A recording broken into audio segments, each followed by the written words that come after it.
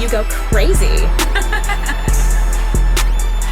Друзья, всех приветствую! Сегодня в этом обзоре мы с вами рассмотрим два новых аудиофильских кабеля для внутриканальных наушников от компании ZSyn, которые теперь доступны на популярном маркетплейсе Озон. И, конечно же, как всегда, подробно поговорим с вами о самом главном, о том, как именно они влияют на звук и для каких наушников они подойдут лучше всего. Но для начала давайте внимательно рассмотрим эти кабели, потому что здесь тоже есть на что обратить внимание. Оба этих кабеля получили коннекторы 2 пин и балансный штекер на 4,4 мм джек. Они 8-жильные, очень приятные в удобстве, не слишком тяжелые и самое главное, что они не путаются. ZSyn Grape Monster это уже более дорогой вариант и, на мой взгляд, конечно, привлекательный кабель примерно за 3500 рублей. И он ощущается чуть более увесистым и получил более качественную фурнитуру, а в его составе используется монокристаллическая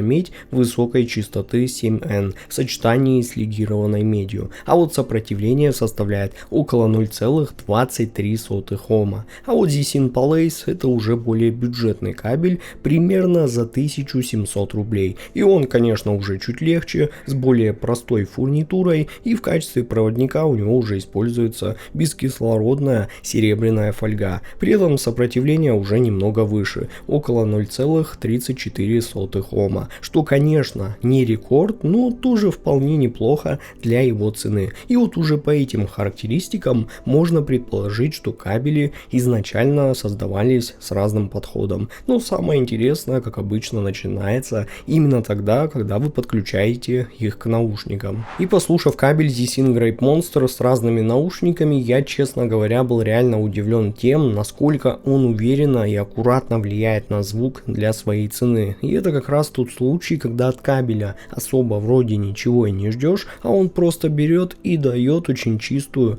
прозрачную и при этом сбалансированную подачу, без каких-то перекосов в одну сторону. Низкие частоты с этим кабелем ощущаются достаточно аккуратно и собрано, бас не пытается добавить какого-то лишнего веса или давления, но при этом он не становится пустым, а остается читаемым, контролируемым и очень уверенным. Удары звучат более четко, без размытости, и в целом низ хорошо держит ритм, структуру и не перегружает остальную часть диапазона. А вот средние частоты здесь, на мой взгляд, одна из самых сильных сторон этого кабеля, поскольку середина звучит прям очень чисто, ровно, без лишней какой-то окраски, вокал передается ясно и естественно, а все инструменты очень хорошо различаются уже между собой, и появляется то самое ощущение, что звук становится более прозрачным и понятным, где нету какой-то излишней теплоты, ни сухости, и все подается максимально нейтрально и правильно. К тому же высокие частоты тоже приятно удивляют. Они звучат достаточно чисто и открыто, с хорошей протяженностью, при этом без резкости и без какого-то неприятного акцента. Все детали проявляются спокойно, без дополнительного какого-то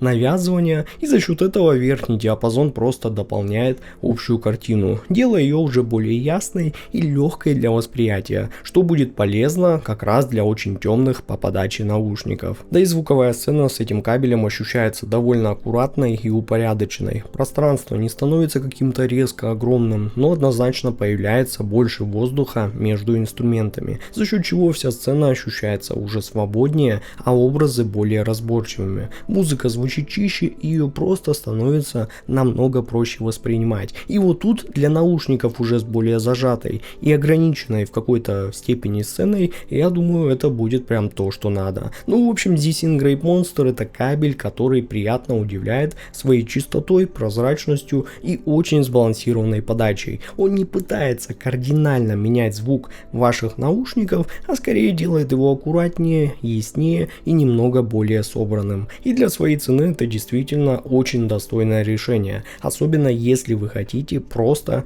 немного, так скажем, освежить звучание своих наушников. но без каких-то лишних экспериментов.